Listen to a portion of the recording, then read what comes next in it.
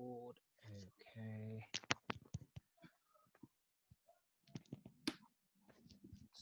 Getting people in. Right. Okay. Assalamu alaikum wa rahmatullahi wa barakatuh, brothers and sisters. Welcome to the Islamic Courses session titled Book Review Discussion, Islamophobia and Radicalisation, a Vicious Circle. We're very honoured and privileged to have Dr. Tahir Abbas, who is Assistant Professor at the Institute of Security and Global Affairs, Leiden University at the Hague, Netherlands. And it's hosted by our dear friend, Ustad Dr. Shamim Miah from the Department of Education and Community Studies at the University of Hull. Okay, so Dr. Shamim is going to do a formal introduction to the subject and to the presenter. Just a quick reminder to everyone, please display your full name. Sorry, just messaging the on entry to the session. Just a quick reminder, housekeeping rules, keep your phones or devices on mute. It is being recorded, so if you're not registered, leave your email address on the chat and we will send you a link to the copy. There is a Q&A session as well. And we will send you a link to purchase the book as well. Very important. Book review discussions, we expect people to either purchase the book afterwards, or if you've already got it, fantastic. So you can help our young academics and established academics with their publication. I can't hear you, Mizan. Is that? Okay, so without further ado, I'm going to hand it over to Dr. Shamim. Bismillah. Okay, Bismillah ar-Rahman ar-Rahim. Assalamu alaikum. Tahir bhai, can you hear me? It's a bit low on the volume. I don't understand why. It might be on your end, Dr. I've got it on max, and I can just about hear Mizan. And we can hear you clearly, and I can hear Dr. Shamim very clearly. I can hear you clearly, Tahir. Shall I get some? Yeah, we can. Headphones, maybe. We can wait. Yeah, we can wait. Yeah. Do you want to grab a set of headphones?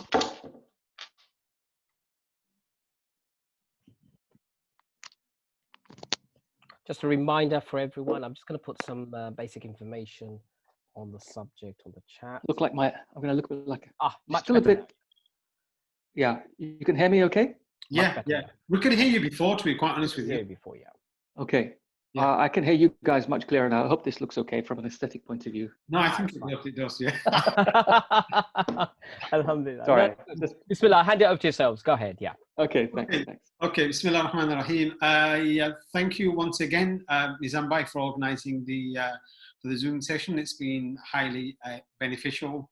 You've managed to actually get quite a number of scholars from different a variety of fields, including sociology, religious studies, history, etc. So once again, really want to extend my gratitude to that. We are very fortunate to have Professor Tahir Abbas from University of Leiden. If I had to go through his entire biography, I think would take up the entire hour. So I'm just going to give you a very kind of condensed version, and my apologies to Tahir for not necessarily doing full justice to it. He's an established academic. He is a prolific writer on a number of areas, including sociology, ethnicity, religion, Islamophobia, radicalisation, etc. I've been quite fortunate because I've taught many of his books to my undergraduate students for a number of years. And so I'm really fortunate to actually have this kind of conversation with Tahir. Besides his academic credentials, he's also worked within the government as well. So he was a senior research officer in government from 2001 to 2003. He was a senior research fellow at RUSI from 2016 to 2017, and he is the author of a number of books on a range of topics, including education, religion, terrorism, radicalisation, one on Turkey. And the book that we will be discussing today is Islamophobia and Radicalisation, a Vicious Circle. Thank you, yeah. For those people who are interested in Islamophobia and radicalisation, I would strongly recommend purchasing the book. It's not that very expensive. I know academic publications can be quite extortionate, but this is, I think it's essential reading the topic.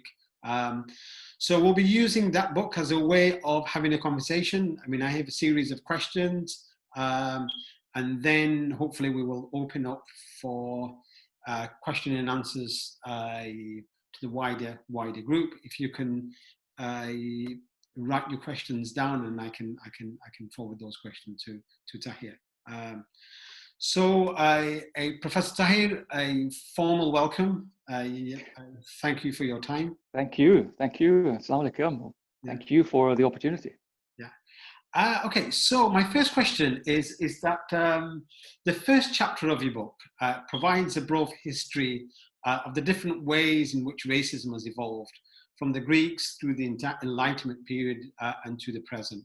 And chapter 2, in many respects, actually continues some of those historical discussions by focusing on the new right. I was wondering if you could provide a brief summary of your key points, and if you could focus on the shifting ways in which racism has actually kind of worked from a emphasis on biology and more contemporary discussions on racism as culture. So racism has a very long history indeed. In fact, it's the history of our human civilizations, because when we think about racism, we need to think about tribes and nations and the nature of conflict that can emerge when one group thinks that they're a little bit better than the other, and it can lead to all sorts of legitimization of violence in the pursuit of some particular end. Now, but at the same time, when we think about racism today, we're really talking about modern racism, which is a kind of tangential, well, not tangential, it's actually a direct relationship with capitalism.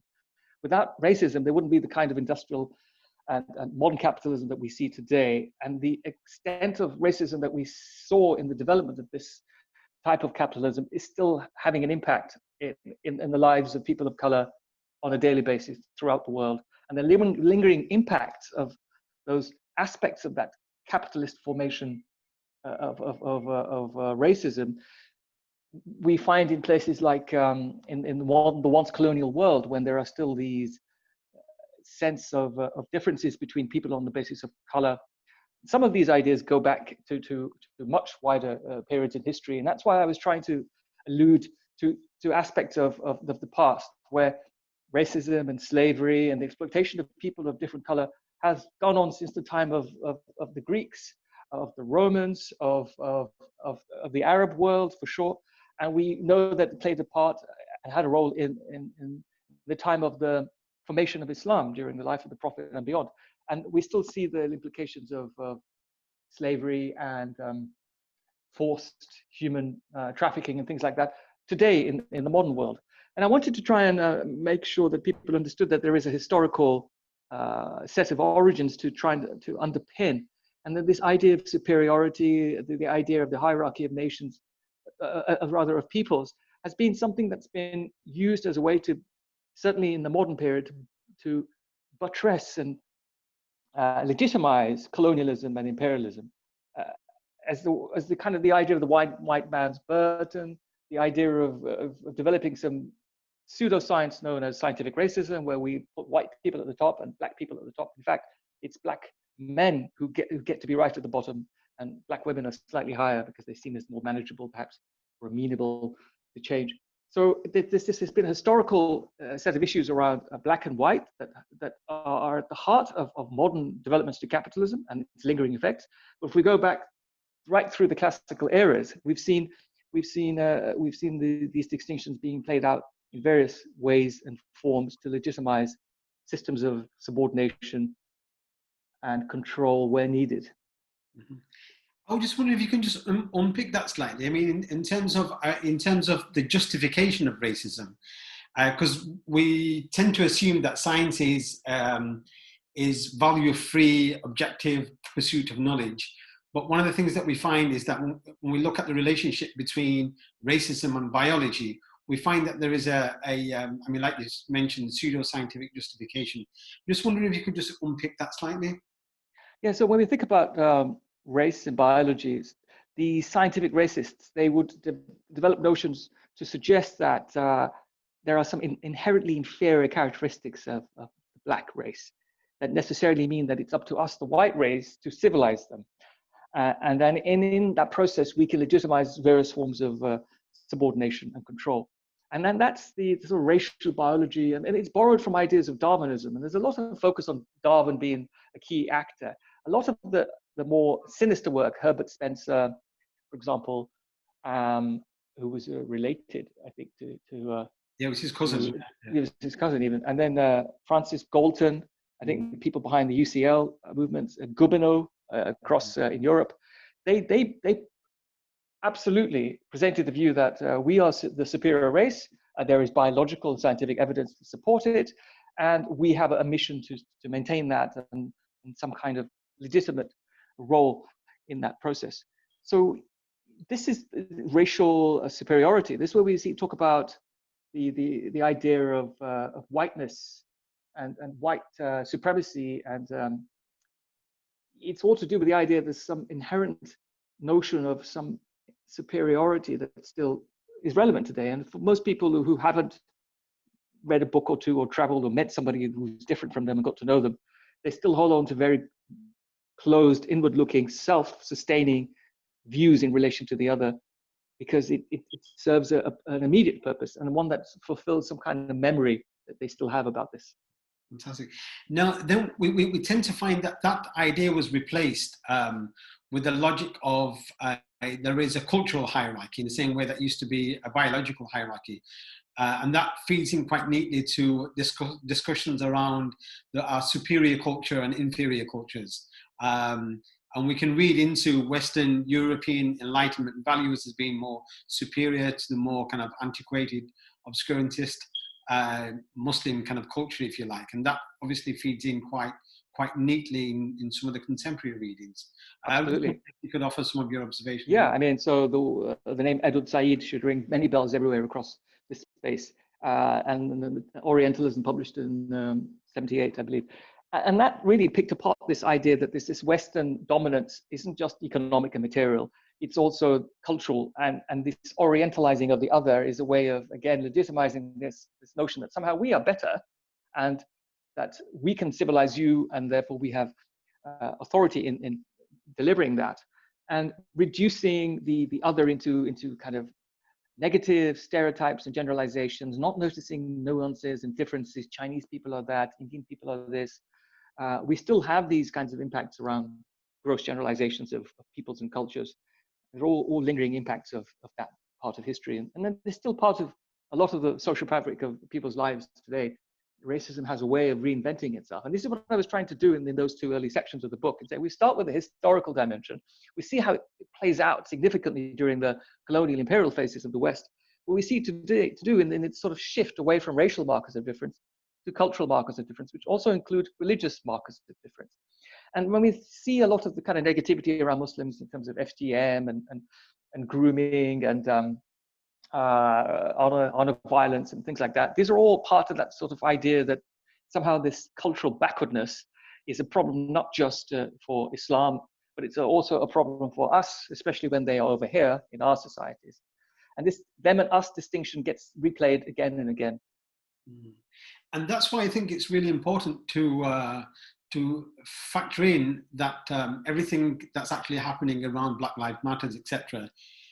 There's a history to that, and I think a lot of the time people actually forget. And I think those two chapters are quite useful reminder because you kind of skillfully provide that kind of historical context.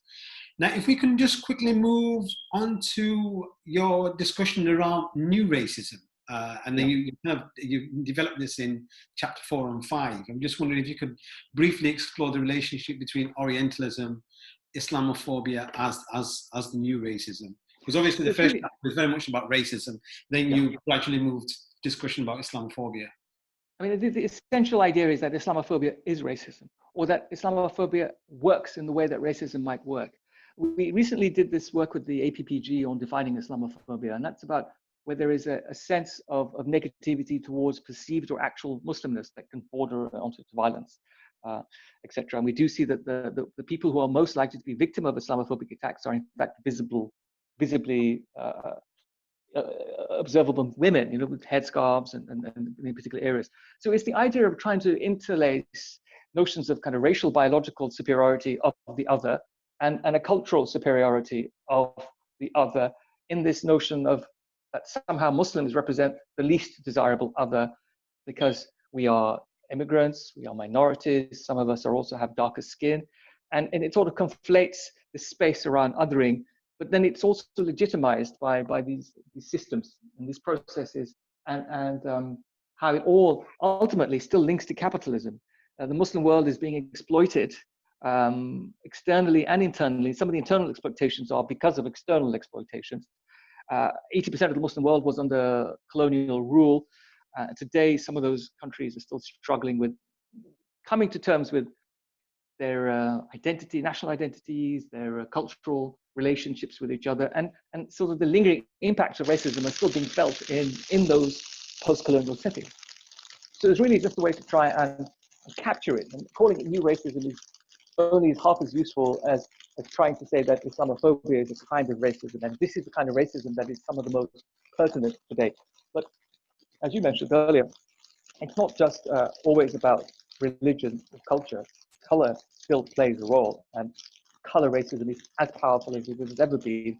We saw with the recent events, and we saw also the kind of introspection needed on the part of brown people, because sometimes we also carry very negative views of people with much darker skin.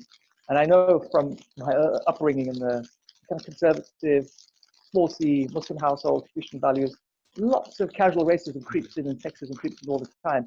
And you're wondering, there's racism out there, there's racism in the home, on the television, in the books you read. This is everywhere. Is this how our existence is defined, by how people see themselves as different from each other? When in fact we could do a lot more and benefit far more greatly if we just realize we're all simply human beings, and that our differences are indeed assets, and make us more interesting and fun people, perhaps, because there's more to explore, more to understand. Why be restricted to some narrow notion of the self? And that has often emerged and has been sustained and continues to exist because it serves a purpose. No, of course. I think you rightly point out that, I mean, you know, there's institutional forms of racism and how that's kind of reinforced and reproduced. But Shamim, I think Tahir's mic or something might be, there's a noise or something. Oh yeah, I thought someone was doing wudu. Sorry, I don't know. Can you hear it? On the outside. I can hear that. It's like a sizzling noise, isn't it? It's a sizzling noise. That's it. That's much better. Yeah. You still hear me? Yes, we can hear you perfect. Yeah. Okay. Let's do away with those. Oh, cool. You look more cooler now. Yeah, I look better. The look is better.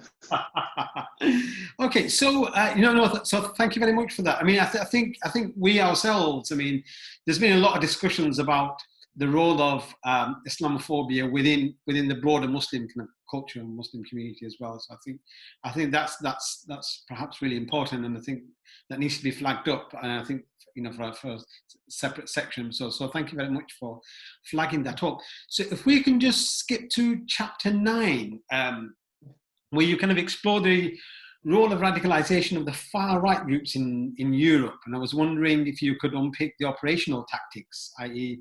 in the focus on Muslims and also those who navigate around Muslims as well. I mean, some of those incidents that you've actually covered in Europe as well. So if you could just... So this has been something that's been really interesting for me, and I've been trying to generate some research income, and it looks like I might actually be getting a grant to do this exactly, which is the idea that we have Islamophobia. We've known about it for 20 plus years in terms of its full-on impact, war on terror onwards, etc., hostile policies towards Muslims internally to societies, dodgy foreign policy, lots of anger, disillusionment, lack of resources, but the state looks elsewhere. State only wants to talk to Muslims about de-radicalization. So we've got Islamophobia that goes on and on. But in this period too, particularly since 2001, not exclusively, but certainly since then, that we've seen the growth of a kind of nativism, of populism, authoritarian nationalism, and that is a variation on some aspects of far-right thinking and practices that we've seen in Britain, from the British Union of Fascists, from the days of Mosley, to the BNP, to our own friends, the APL from the 1970s, which I think most of us still remember, whether it's boots to the head or graffiti on our neighborhoods, and the walls.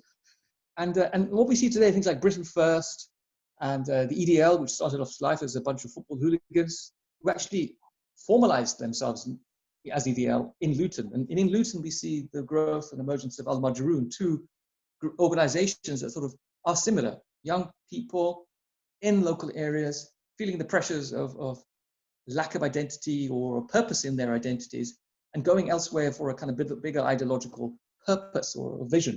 For the far right, it's about reclaiming lost territory, whether it's physically, but also in terms of the idea of population numbers.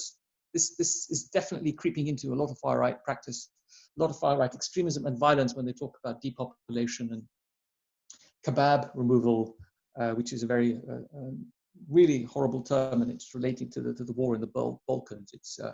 It's really to prevent the possibility of women reproducing again by doing all sorts of things, horrible things. So Islamophobia and violence have gone hand in hand, and it's become so mainstream, so every day, that it's easier and easier that for it to be normalized and unchecked. And that's the reality of the kind of reciprocal arrangements around far-right extremism and Islamophobia. Islamophobia causes radicalization of Muslims, but also the far-right groups. And they feed into the idea that these Muslim grooming gangs, or the idea that our free speech is being silenced. That's a playbook of the far right, which is to talk about free speech. And so it seems that the far right are very much exploiting the atmosphere that is very Islamophobic, whether it's in local streets and areas and neighborhoods, or whether it's at the national level when we talk about the death of multiculturalism and the need to wrap up our security systems to police and surveil, and then globally with the war on terror that goes on all but name, and the destabilization of the Middle East that comes with it. And then when it sort of hits back home, we do further things of securitization and restricting people's mobility and keeping a close watch, literally, over all of their movements of capital, and as well as people crossing borders. But we don't talk about the kind of the real frustrations that are facing young people, and that are never addressed. And it just emboldens the far right more and more. We see it in the States as well, when Trump talks about a few good people and a few bad people in Charlottesville, and neo-Nazis. There are not very many good people among that rank of folks. And then Antifa, or people who resist authoritarian state policies, they're described as extremists in their own right. We talk also about left-wing extremism. So this is a time in the world today, particularly in the global north, where we have a frustrated youth population of both Muslims and majority folks. When we see the rise of Pegida in what was Eastern Germany, it was that part of Germany that was kind of left behind. We use that term left behind carefully here. And they're angry, they're frustrated. All the people with more kind of valuable, if you like, human capital have gone off to the big cities, and they're sort of left behind. No jobs, or really rubbish jobs with no real potential for growth, or no jobs at all. I mean, especially now, with the impact of the austerity regime in the UK, we've seen poor people being disproportionately affected. And we've seen also how COVID affects people who are already marginalized, and including many minority groups. We've seen how it's affected the British Bengali community, the British Pakistani community in significant numbers. And this is all very, very troubling. So there are, I'm kind of going off track a bit, structural issues for sure that affect all groups. And we have cultural issues that affect all minority and majority groups in terms of kind of how people develop their extremism. But the structural is important because we've got high unemployment rates in the inner city areas. We have no jobs in factories or industries. The service sector economy has now seen a massive boom in low-paid female work, but also high-paid, high-skilled female work. And so men don't have the spaces that they traditionally had 30 years ago when patriarchy was the norm, casual sexism was the norm, and no longer can they compete. And now we have things like the incel movement in North America, whose hateful women is related to their hate of the idea of differences, the idea of undesirables in our country taking away our opportunities. And this is all racism reinvented, reconfigurated for the current climate, and also legitimized at the very highest levels, from Trump, from Johnson, from Poland, Hungary, across, and even here we have quite sensitive debates about race in the Dutch context, and Geert Wilders is a political figure that everybody's heard of. He's still making the same useless, bashing the Quran speeches that he does in Parliament, and he accuses anybody not of saying the same, of falling for political correctness and the left-wing agenda, and so on. So it's a mishmash of politics, culture, economics, and it's left a lot of young people feeling disillusioned and unable to participate in society as everyday citizens who have a role, have a stake, and violence through ideology is something that appeals to some people with backgrounds that are traumatized, or there's criminology, history. A lot of people go into casual crime and then into more severe forms of crime, and so that's what we're dealing with. And so this project that I just got some funding for will allow me to look at kind of different kinds of Islamist and far-right extremism, as defined in as open terms as possible, in different European spaces, to see how is the context making the difference. My argument is that it's a lot about what's happening in urban spaces. Urban spaces are places for people to come together and develop communities, neighborhoods, and cities, and all the complexities that come with that. But it can also lead to walled and binary distinctions. And we think we need to think about what's happening in these spaces. Yeah. No, thank you. I mean, that neatly links into the question that I was going to ask, actually, about the relationship between racism and space, Islamophobia, and the geography, and the idea that there are certain kind of neighborhoods that's been kind of left down by deindustrialization, etc. And these are kind of hotspots for the far right to go and to galvanize and to spread the vicious ideas of hate. So instead of the white working class having this kind of understanding of the complex relationship between capitalism, deindustrialization, and various other kind of factors to do with globalization and politics, you basically have a ready-made, a pre-packaged kind of a model of racism that basically allows you to kind of vent your hostility and your aggression and frustrations. Absolutely. The other. And it's enabled by the politicians, the political classes more than ever, by the right-wing agenda within the media. I mean, Islamophobic stories come out every single day. No matter how hard our friend Victor Verses tries to get them down and get them dealt with, it's just normal. And so, talking about passing the dinner table test a few years ago, we've gone beyond that. And those of us who are in the business to try and fight this, we find that it just becomes more and more difficult, if not impossible. And there are always good pockets. There are always great politicians, for sure, and some great journalists, without a doubt. But there's definitely a problem, and it's been enabled. Whereas 20 years ago, the language about diversity and multiculturalism was very different. New Labour pumped a lot of money into the public sector, education, housing, and health in particular, and it also improved race relations by way of strengthening the Race Relations Amendment Act, the Thurston Report, the Stephen Lawrence Inquiry, etc. And it was put at the heart of the domestic agenda. But then 9/11 just kind of destroyed all the good work, and that was that, really. There's a brief moment of celebrating our wonderful heritage and diversity in the Olympics in London, but it was soon over once that was over. Yeah.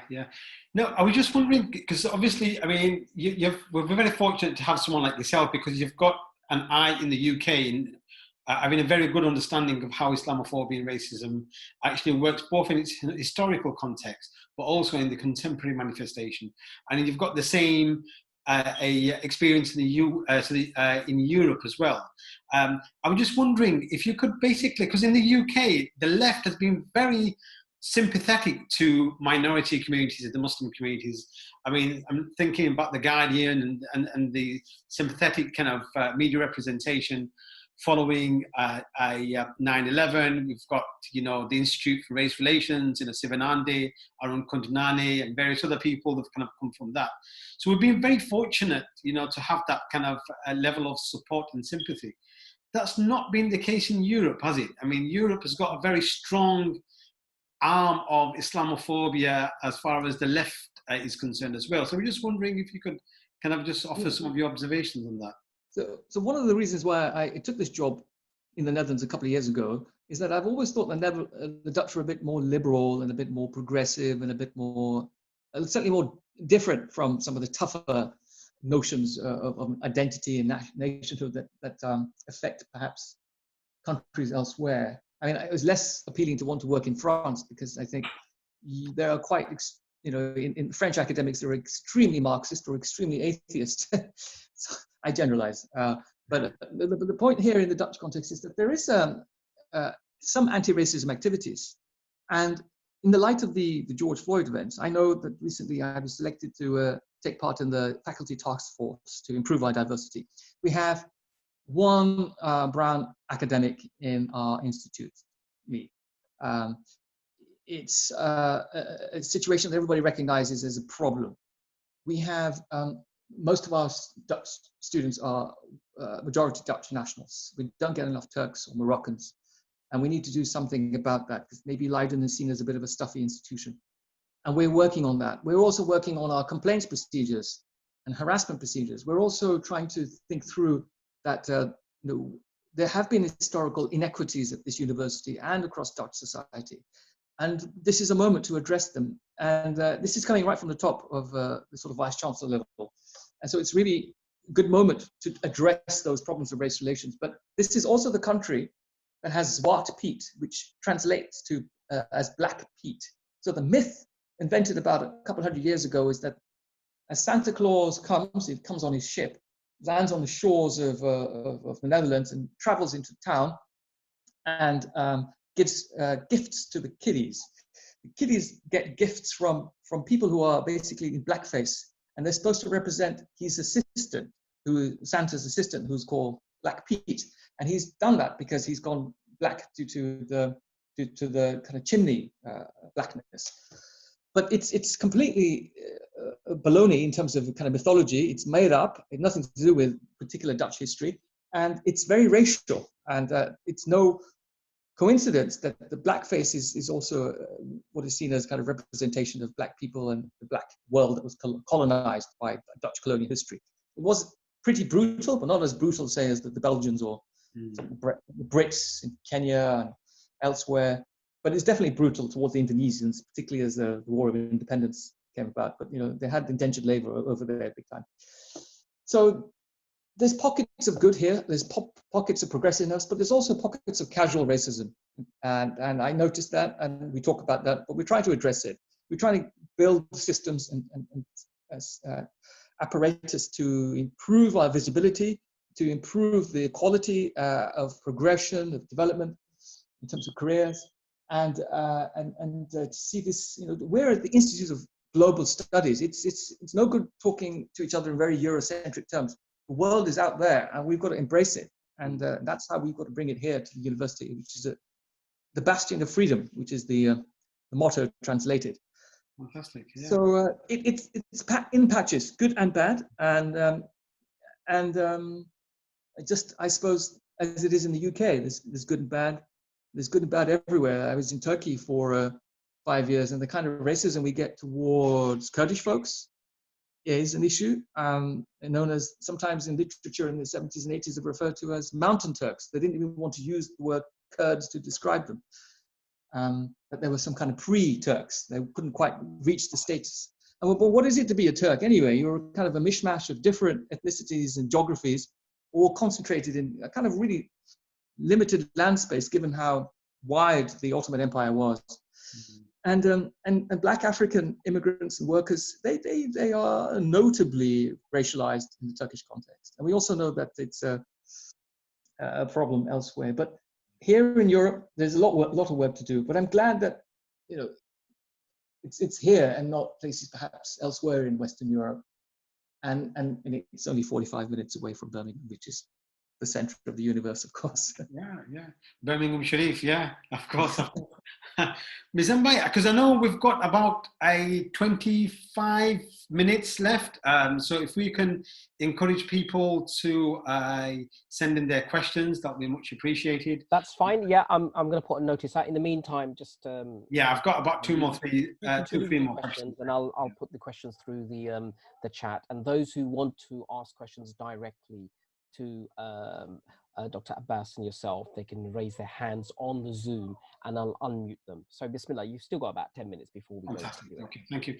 Yeah, so there are a number of areas I think, you know, the book doesn't actually touch upon. I mean, I think it's partly to do with, you know, the timing of, you know, when it goes to print, etc.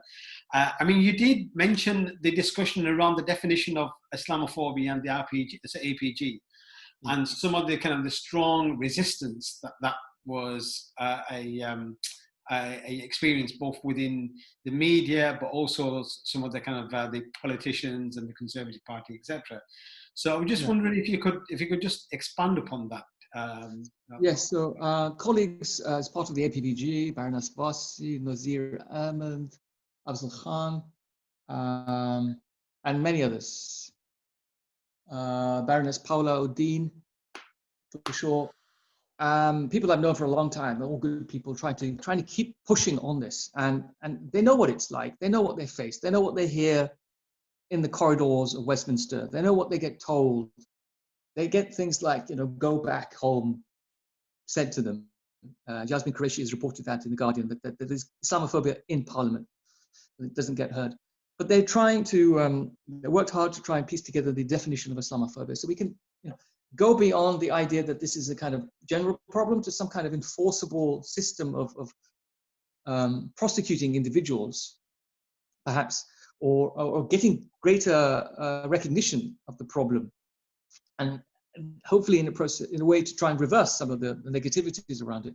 But it got completely and utterly dropped effectively by the Tories, who during the election campaign for the leadership contest, it was stated that they will hold some kind of inquiry, some kind of investigation. But now we see that the Race Equality Board that they've set up is really a bit of a non-starter. It's the wrong people trying to do an important job. And then the people involved are the ones who are only going to give them what they want to hear. So it's a kind of it's going to be botched basically. So it's really to try and make sure that Muslims are still on the horizon for the government, so that, you know, we don't just talk to Muslims about counterterrorism or prevent or all the negative stuff. What about trying to help actively? And of course, has to be said as well, having worked in government and knowing how all these complexities go on, that there are lots of good work. Lots of good work is still going on. There are channels of communication. There are some good people trying to reach out and work with communities, and the other way around as well. And that dialogue needs to remain open. And we have the MCB, which is kind of an effective voice, and we have some pretty good professionalism behind it now, more and more, better than it was 20 years ago. And I think they would agree with that as well. So it's all about trying to put this on the radar of government and policymakers to say, look, hey, there are people out there who are hurting. They're being affected by this, and you're not helping. And these are the details. And you've got all the experts, Tariq Madood from Bristol, you've got Imran Awan, colleagues that I know well, but there are many other people who wrote submissions and took part in the panel meetings with the parliamentarians. We gave them the information. They have all the knowledge before them. But I was going to say something else, but the government is not really listening. It doesn't want to listen. It then has to acknowledge its own errors and mistakes. And while Boris Johnson can present all this kind of buffoonery as charm, it belies the fact that he's written and stated and said quite harmful things about the Muslims of the world in Burma, in Myanmar rather, and recently he's exposed, he said something about how some Muslims are troublemakers in Bosnia, which could suggest that they deserve it, which is disturbing to the max. And this is it. It's just the normalization of Islamophobia in our society, in our institutions, in government, in media, in politics, in policy making. And it's getting harder and harder to try and break down. But there is also what I'm really happy to see, and I'm the over 50 bracket now, and I see that the younger folks, the early 20s, even the younger than the millennials who are now kind of older, I guess, they are much more open to diversity. They're much more open to differences in society. They don't see racism in the way that my generation or the generation before might have done. And this is really all about the internet. It's about social media. It's about people working together. When we look back at the Black Lives Matter demonstrations, it was not always Black people leading or working to present these demonstrations. It was a mixture of different groups, including white majority groups. And that's important because this is a collective struggle. And part of the problem of solving Islamophobia is that we have to reach out to others as well, and to work together to fight this as a collective issue of racism, of anti-racism in response to it. And I think that's happening all the time as well, but we could always be greater. Not to say that we are responsible for dealing with our own problems, but we have to work on different sides of the equation, work with the state to challenge it, and work with each other to strengthen our position and our action. Yeah, thank you. I think we've got one of our first questions. This is from Umar. And his question is, do you think our approach needs to move away from grievance studies, in inverted commas, approach and accept the West is becoming more center-right and accepting less of left and identity politics? Oh, well, that's important because we can't ignore grievances because they're genuine, they're real, they're impactful. They're grievances that are enough to motivate some people to do some pretty crazy things. So why are we not challenging the grievances? Are we just expecting people to sort themselves out? A lot of these are material, circumstantial, situational, specific to people's lived experience, problems that aren't just going to go away just by thinking positive thoughts. And that's where the role of policy is important. So that's why we all want to, who work in this field, work together to try and address them with facts, with science, with debate, with reasoning, not hula blah on Twitter and other things that take people's attention away. And identity politics, well, this is the argument that a lot of people have, that this is all about identity politics, that we're all just trying to find slots that we can apply ourselves into and work towards expanding that at the expense of something else. But I'm not really sure if there's any other alternative at this stage, because the collective notions, the collective vision that we need to have for a society to come together has been gradually eroded for a very long time indeed. And I think this is a consequence of globalization and localization and the breakdown of the welfare state and the retreat of public services per se. So we've got to look after ourselves through some notion of an identity politics, and it becomes a mode of resistance on its own. But it's in the context of so many other challenges, and with limited spaces, legitimate political opportunities. What do you do? Fantastic, yeah. We have a question from Zainab Jamal. I'm just going to unmute her. Zainab Jamal. Ziryab, sorry. I'm just going to unmute the person, yeah.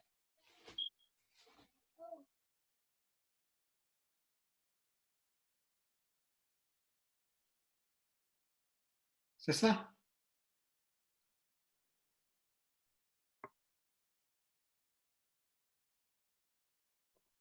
Assalamu alaikum. Yeah, it's Ziryab, but no problem. Yeah, just okay. So I'll get straight into the question. It's please do bear with me, please, on the question. I'll try and keep it as quick as possible, short as possible. But the question is this: do you think that the fact that the UK in the 90s was basically a hotbed or center of Islamist publications, as attested to by Abu Mus'ab al-Suri, a contributing factor in any way with the widening of divisions that we see today? And the correlation, or the kind of second part to this question is, does the apparent failure of de-radicalization policies, as evidenced by the latest two attacks, whereby these people were involved in prevent or kind of in prevent programs in some capacity, does it indicate that perhaps there needs to be a change of approach whereby meaningful early mental health intervention is kind of done? Okay, I'll start with the second point. So I was just talking about a research grant which I just got. That important element is that we understand that there is structural problems that face young men of all sides in local areas. So what are we doing that could help them from a public health point of view? So we understand that if we strip away the kind of the individual characteristics of these men, mostly, there are a lot do have mental health issues and mental health problems which have been not addressed by the mental health services, and they've been sort of floating and ending up in these kinds of spaces. And that's almost systematic. So different kinds of kind of autism, depression, anxiety, as well as kind of other physical ailments. The question then, whether that means that de-radicalization policy has failed. Well, the problem with de-radicalization policy from the very beginning and still to the extent today is that it only focuses on the idea that if you reverse ideology, somehow re-engineer somebody's outlook, that you somehow prevent everything else from coming into play, which is really a policy shorthand for trying to find a solution to problems just before extremism and violence and just after. And all the problems that lead up to that, which include historical, the kind of education system issues, the criminal justice system issues, the housing, health issues, and racism issues that accumulate over time, are like irrelevant. And that's a problem. And of course, when we get to the actual delivery of these de-radicalization policies, in the end, they're mentoring projects, they're capacity building projects. They're about empowering young people to see a different vision of themselves, to become a better version of themselves, that they didn't quite get through the various other support systems that weren't there for them. So, you know, it's not really de-radicalization or re-radicalization. It's about just empowering people to be a human being who's kind of lost their way a little bit because we've let them down, quote, open brackets, close brackets. The idea of kind of Islamist texts floating around bookshops in the late 80s and 90s, it's not a major problem on its own. If we look at what was going on, I mean, a lot of mosques, Islamic centers were getting a lot of foreign texts coming in from various Gulf states, which were there because they were in English and they were freely available. And some of our mosque elders weren't quite aware of what was happening. They needed the money more than anything else, perhaps, to keep these institutions going. And some of this filtered through. But you see, there's also this problem of extremism that actually is really about a lack of knowledge, and of any kind of knowledge. Even if they could read some of the extremist material themselves and try to logically decipher it, they could see that it's full of inconsistencies and huge knowledge gaps. And then again, if anything, de-radicalization is, or rather, to prevent radicalization, we should focus on more Islam, a more developed and open and progressive and an Islam that, not to change its fundamentals, but just to provide the kind of rich history of its huge impact on our world. And that's something very important for people to kind of understand, you know, who they are, where they're from, why all this comes together. These are the questions that are burning questions that young people have that they don't find answers to in their traditional mosques, or in the home, or on the media, or in their school books. And it sort of lends itself to the possibility of people being drawn into the vision of ideologues who are clever, charismatic people often. But they're the few. The majority of the people who are often unthinking are more likely just to follow. Yes, thank you very much. Okay, so I'll just wait for the questions to actually come through. So, and in the meantime, I can ask a different question. Now, this is to do with the way in which Islamophobia as a category is actually discussed, and oftentimes. Oh, Dr. Shamim, there's a few questions on the chat. Is there? All right, I'm just okay. Is there? Oh yes, yes. There is one from Dr. Abdulaziz. Sorry, yes, I missed that. In fact, if you just hold fire to that, this might be a kind of a link with the question that I was going to ask now. This is to do with the way in which we discuss Islamophobia as a very kind of geographically located a study. I'm just wondering if you can look at the topic of Islamophobia as a international experience. I mean, obviously, we've looked at some of the incidents that's happening in China, in India, in the States, in Europe, and also most recently in the 25th anniversary of the genocide in Srebrenica. So is there any kind of parallels, any of the ways that we can actually kind of look at the global kind of experiences of Islamophobia? And if so, what type of tools that we can actually kind of draw out? I think there are kind of three parallels, and it works out at the level of kind of the locale, in terms of kind of the disadvantage, the unemployment, the concentration of poverty and disadvantage. That hasn't really changed. When social mobility is a kind of no-no, and most people then end up trapped in the same areas that their parents and grandparents first migrated to. And so there are these things. And then we also are guilty of perhaps looking inwards when we feel that we have no alternatives. So we retreat into familiar territory. That's only natural, but there are spaces there that could be better handled. And we see across Western Europe, 32 million Muslims across Western Europe who migrated in the post-war period. Unemployment rates are 4 times as high for French Moroccan Muslims compared to French Muslims per se. Structural racism is still a problem. Even in France, if you became secular, so secular outward-looking French person, you would still face discrimination, even if your behavior and your relationships with people change. So there are these deep-seated problems, and globally, as I say, the war on terror goes on and on and on. It's just called a different name. We also saw how the problems in obviously China and in Myanmar, Palestine, complete dehumanization there, and Muslims are soft targets. We're seen as growing too much in population numbers, and we need to the Western world needs to kind of prevent that somehow. Yeah. And there's no response to it either. I mean, the Muslim world is not short of cash when needed. While we might think of certain lobby groups being influential in Washington, what about the Muslim lobby groups? Why isn't there greater organization when they could be? And some of that is the kind of the hangover of the colonial period and our own sort of national cleavages around differences and ideas of who we are and who we are not. But we have so many things that could be done if we could organize ourselves better and respond to these challenges in a more collective way. And we see the local problems developing, we see the national problems, we see the kind of hostility to immigration, the Muslims in Europe, much more openly said, explicitly, far more explicitly, and the war on terror. And its related activities. So the Brits are now selling arms back to the Saudis to continue to bomb Yemen. We see the Americans continuing to sell weaponry to whoever has the money in the Middle East. And these weapons end up all over the place in all sorts of hands. Mm-hmm. So war is big business, and the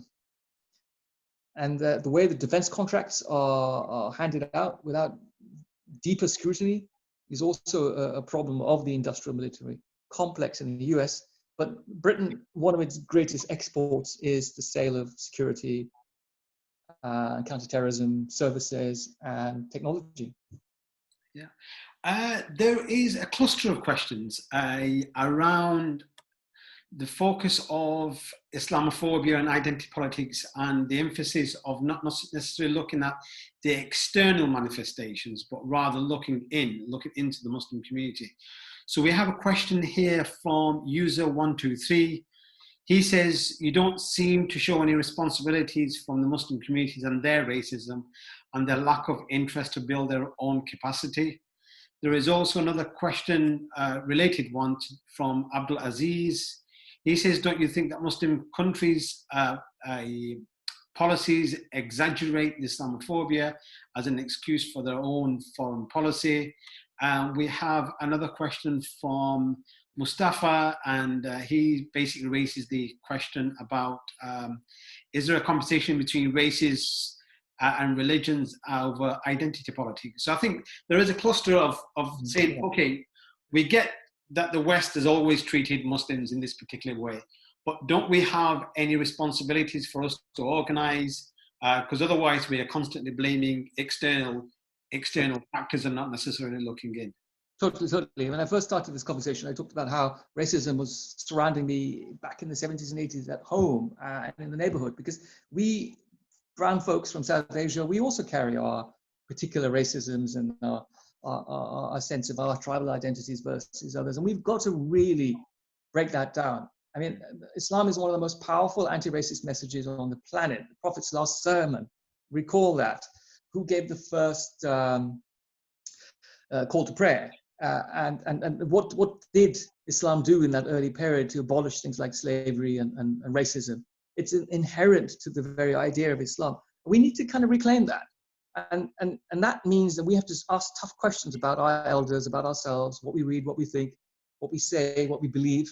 And we have to work hard at this. It's not a one-sided show. We also have to focus attention on our own limitations, because we are not perfect. And this point about the fact that certain Muslim nations, when they are criticized, they shout Islamophobia. It is true. It is true that Islamophobia can be seen as a kind of cloak that prevents you from being further scrutinized. And this is a criticism of the people like Melanie Phillips and a few others who say, well, you know, what about your own problems? And you use that as an excuse to mask it. There is no Islamophobia here. We treat everybody the same, blah, blah. That's not true either. The truth is that there are internal issues, and we need to look at them and work at them. And we need to get rid of our own racisms and our own prejudices, because we do have them. We can't help but having them, because that's the way the racism works. It creeps into our lives, into our homes. It's a powerful force. So for sure, we have to bridge with others and reach out and make alliances and forge those bonds collectively. And there are plenty of Jews, Christians, Muslims, atheists, people of different ethnicities and so on, who share the view that humanity is stronger together, full stop. And that's what I wanted to do in the book as well, which was conclude by saying, you know, we've spent all this time talking about violence, violence, violence. But actually, what is the thing that solves all of this? Love and respect, love of humanity, which makes you more a complete person, which then makes you love humanity more. And these are key principles in our own faith system, without a doubt. And we've lost sight of that a little bit. And this parochialism and this kind of narrow chauvinism and dare I say it, also this patriarchy that is still quite significant in our South Asian Islamic experience. We need to do away with that as well. And yes, we have many, many challenges internally that we must address and work hard towards.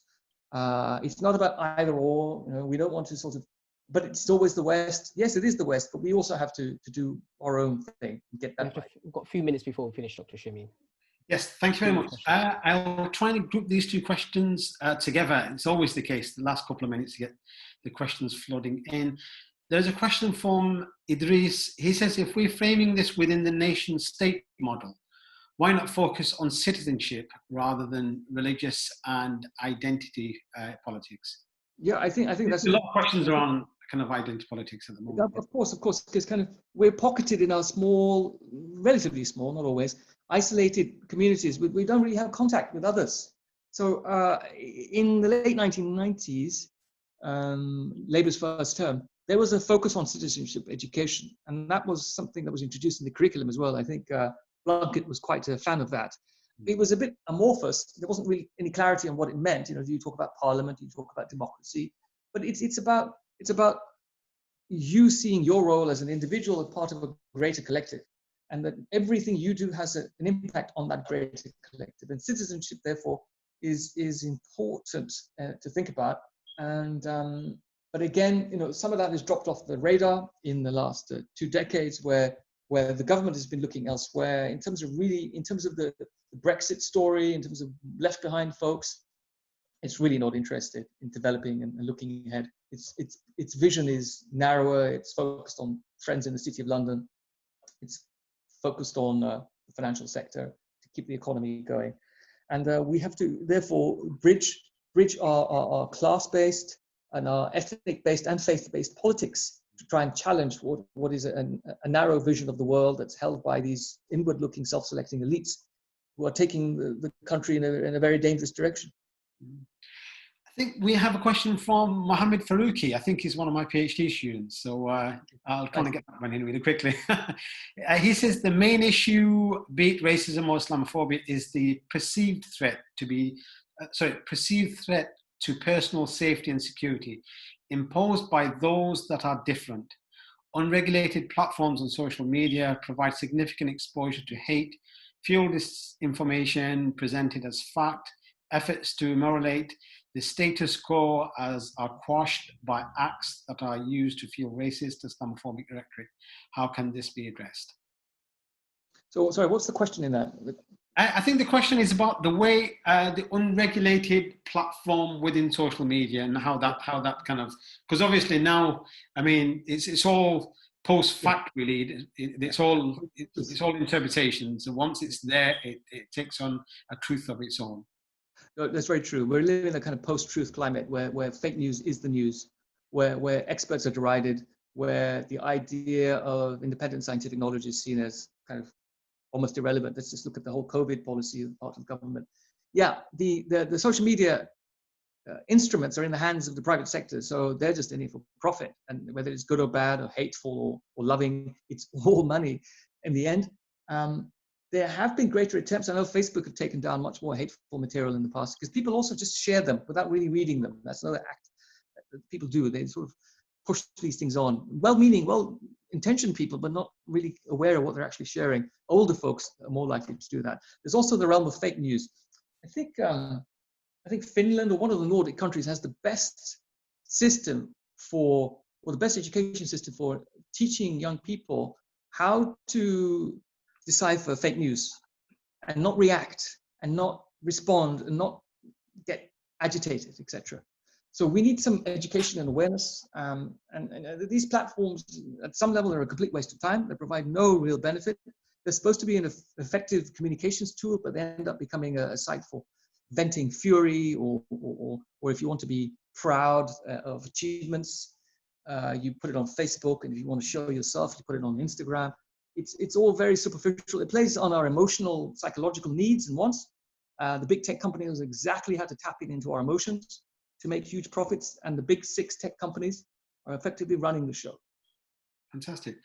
Okay, there is a quick question here from Shahanara, and this is to do with the relationship between rights given to Muslim women and how we can actually work together to fight against Islamophobia. Good. I think this is the gendered kind of aspect of Islamophobia, really. I think that's important questions. And perhaps the follow-up question is, how can we actually work together to raise these issues? Well, good point really to end on perhaps, and also because the book in the last chapter, maybe it's a bit of a cop-out, I said that one of the ways we're going to solve these problems is empowering the women, which is not to be sexist or a little bit sort of casually anti-women in any way, for sure. I mean, when men talk about feminist ideals, they sort of double questions are asked sometimes. The system is definitely patriarchal within our South Asian Islam. It is patriarchal in society as well. And we're seeing the sisters come through in a massive way. For the last 20, 25 years now, sisters are outperforming the brothers in education, in all subjects, in all manners, all the way up to masters and PhD. And they're getting high paid, high profile, professional work that's impacting on their status and well-being in significant ways that couldn't have been imagined 3 decades ago. So there's a real opportunity there. And there's a real phase of development that we've seen. And many people in leadership positions when it comes to British Muslim issues are women today. That's important to recognize. So without a doubt, we can't do this work without leaving half the Ummah out. The Ummah are central. Women are central to any activities. And in this moment today, in the sort of post-Me Too, the post-gender equality movement, which still has a long way to go, but it's made many gains, that it's important that we continue to support our sisters in all manners of education, of engagement, of participation. And it's not as if that 20, 30 years ago, all the women were sort of hidden away in the kitchens and so on. Women have always played an important role within the domestic sphere and family, but now they're able to, with the support of the families and the men, and other women to make a different advancement to their role and positions in society. In as much as majority women are able to command high-paying, high-profile jobs with nannies and support and so on. And we have family systems of care that can help with things like that, of course, as well. So for sure, and women have a real role to play in defending against Islamophobia, in fighting against injustices, and in helping to deliver solutions. It's known that women are a bit more, capable of multitasking. I know that I can only do one thing at a time. And they're emotionally far more intelligent than men too, which I think evidence just does bear that out. So, you know, they're a massive resource for us as human beings, as Muslim men, and as Muslims per se. So let's work with them and let's get the job done. A few more questions, but we have to end here because we've gone over time. Yes, sorry. If you have any questions, they can always email us. Dr. Shamim, if you'd like to close out. Yeah. Well, thank you very much once again, Professor Tahir Abbas, for your time and also for your contribution that you're constantly making in your lucid writing, both in your blogs and also the books that you publish. But I do miss your photography as well. I don't think that I've seen any of your recent kind of photographs recently. So it's a bit of a cop-out because we're living in Istanbul. It's easy to take amazing photographs because it's an amazing city. Yeah. There's not so much to show here in Den Haag, and I haven't been traveling very much for the last 4 months. And I also want to kind of thank the participants as well for their patience and for their question. It's been a very fruitful discussion. So, thank you. Thank you, Shamim. Thank you, Nizam. Thank you, everybody. Great opportunity. Thanks and good luck. Okay. Assalamu alaikum. Thanks. Mizan Bhai, do you want to final comments before we?